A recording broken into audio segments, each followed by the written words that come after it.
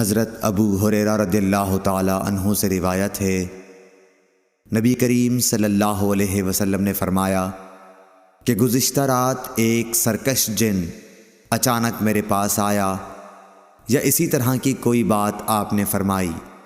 وہ میری نماز میں خلل ڈالنا چاہتا تھا، لیکن خداوند تعالیٰ نے مجھے اس پر قابو دے دیا، اور میں نے سوچا کہ مسجد کے کسی ستون کے ساتھ اسے باندھ دوں تاکہ صبح کو تم سب بھی اسے دیکھو۔ پھر مجھے اپنے بھائی سلیمان کی یہ دعا یاد آ گئی جو سورہ صاد میں ہے، اے میرے رب، مجھے ایسا ملک عطا کرنا جو میرے بعد کسی کو حاصل نہ ہو۔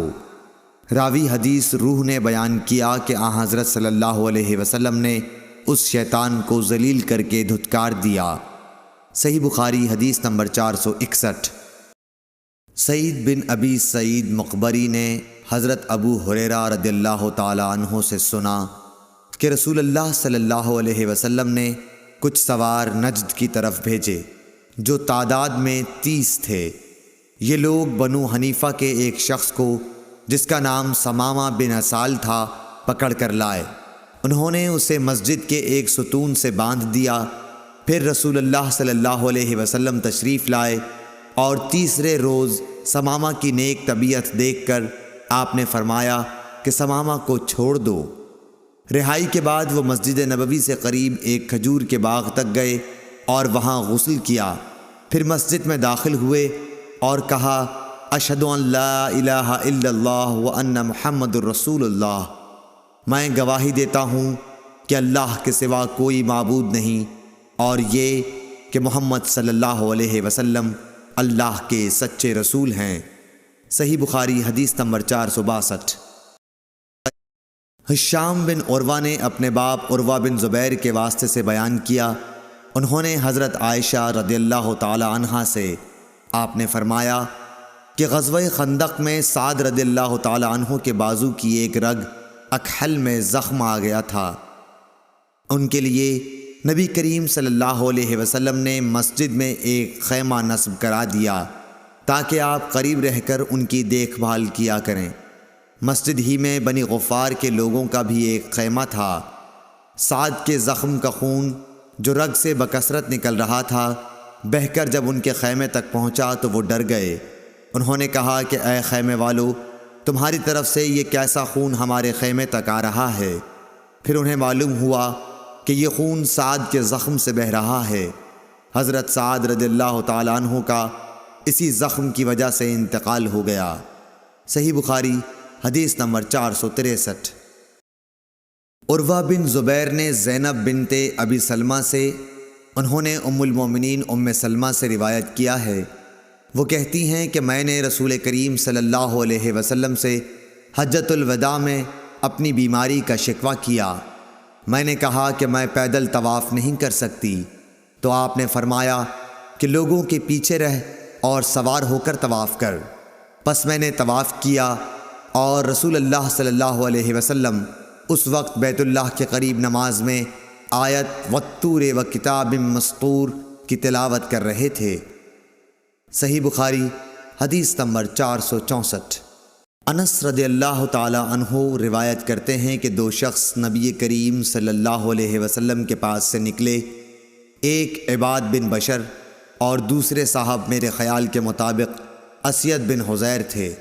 رات تاریک تھی اور دونوں اصحاب کے پاس روشن چراغ کی طرح کوئی چیز تھی جس سے ان کے آگے آگے روشنی پھیل رہی تھی۔ پس جب وہ دونوں اصحاب ایک دوسرے سے جدا ہوئے تو ہر ایک کے ساتھ ایک ایک چراغ رہ گیا جو گھر تک ساتھ رہا۔ صحیح بخاری حدیث نمبر 465۔ ابو سعید خدری رضی اللہ تعالی عنہ نے بیان کیا کہ ایک دفعہ رسول کریم صلی اللہ علیہ وسلم نے خطبے میں فرمایا کہ اللہ تعالیٰ نے اپنے ایک بندے کو دنیا اور آخرت کے رہنے میں اختیار دیا کہ وہ جس کو چاہے اختیار کرے۔ بندے نے وہ پسند کیا جو اللہ کے پاس ہے، یعنی آخرت۔ یہ سن کر ابو بکر رضی اللہ تعالی عنہ رونے لگے۔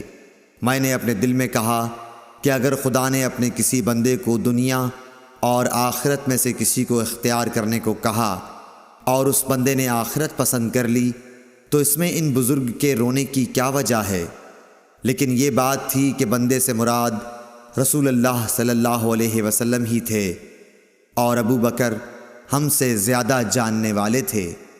حضور صلی اللہ علیہ وسلم نے ان سے فرمایا، ابو بکر آپ روئیے مت، اپنی صحبت اور اپنی دولت کے ذریعے تمام لوگوں سے زیادہ مجھ پر احسان کرنے والے آپ ہی ہیں، اور اگر میں کسی کو خلیل بناتا تو ابو بکر کو بناتا، لیکن جانی دوستی تو اللہ کے سوا کسی سے نہیں ہو سکتی، اس کے بدلے میں اسلام کی برادری اور دوستی کافی ہے۔ مسجد میں ابو بکر رضی اللہ تعالی عنہ کی طرف کے دروازے کے سوا تمام دروازے بند کر دیے جائیں۔ صحیح بخاری حدیث نمبر 466۔ حضرت عبداللہ بن عباس رضی اللہ تعالی عنہ سے روایت ہے، انہوں نے بیان کیا کہ رسول اللہ صلی اللہ علیہ وسلم اپنے مرض وفات میں باہر تشریف لائے، سر سے پٹی بندھی ہوئی تھی، آپ منبر پر بیٹھے، اللہ کی حمد و ثنا کی اور فرمایا، کوئی شخص بھی ایسا نہیں جس نے ابو بکر بن ابو قحافہ سے زیادہ مجھ پر اپنی جان و مال کے ذریعے احسان کیا ہو، اور اگر میں کسی کو انسانوں میں جانی دوست بناتا تو ابو بکر رضی اللہ تعالیٰ عنہ کو بناتا، لیکن اسلام کا تعلق افضل ہے۔ دیکھو ابو بکر رضی اللہ تعالیٰ عنہ کی کھڑکی چھوڑ کر اس مسجد کی تمام کھڑکیاں بند کر دی جائیں۔ صحیح بخاری حدیث نمبر 467۔ عبداللہ بن عمر رضی اللہ تعالیٰ عنہ سے روایت ہے کہ نبی کریم صلی اللہ علیہ وسلم جب مکہ تشریف لائے اور مکہ فتح ہوا تو آپ نے عثمان بن طلحہ رضی اللہ تعالیٰ عنہ کو بلوایا، جو کعبے کے متولی چابی بردار تھے۔ انہوں نے دروازہ کھولا تو نبی کریم صلی اللہ علیہ وسلم بلال، اسامہ بن زید اور عثمان بن طلحہ چاروں اندر تشریف لے گئے، پھر دروازہ بند کر دیا گیا اور وہاں تھوڑی دیر تک ٹھہر کر باہر آئے۔